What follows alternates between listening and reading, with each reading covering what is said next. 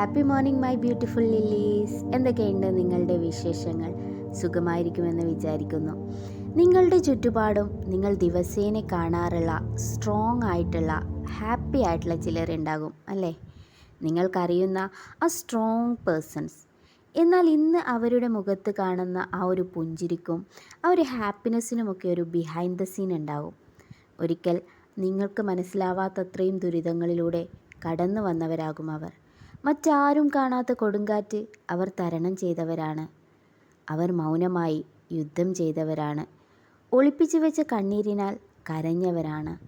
ഇരുട്ടിലൂടെ സ്വയം നടന്നു വന്നവർ. ആശ്വസിപ്പിക്കാൻ ആരുമില്ലാതിരുന്നിട്ടും അവർ യാത്ര തുടർന്നുകൊണ്ടിരുന്നു.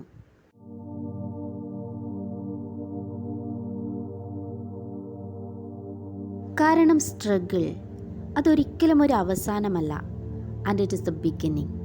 നമ്മളെ ടെസ്റ്റ് ചെയ്യാനും ഷേപ്പ് ചെയ്യാനും നമ്മുടെ ബലഹീനതയെ ജ്ഞാനമാക്കി മാറ്റാനുമുള്ള തീയാണ് അധികാരത്തിലേക്കുള്ള വേദന.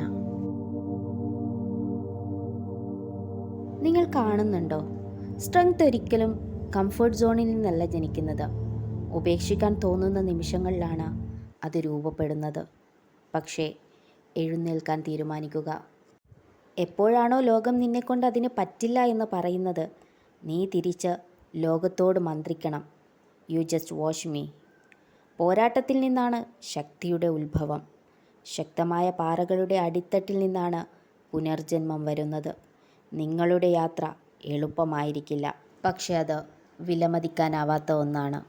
സോ ഇപ്പോൾ നിങ്ങൾ വേദനിക്കുന്നുണ്ടോ? നഷ്ടപ്പെടൽ അനുഭവിക്കുന്നുണ്ടോ?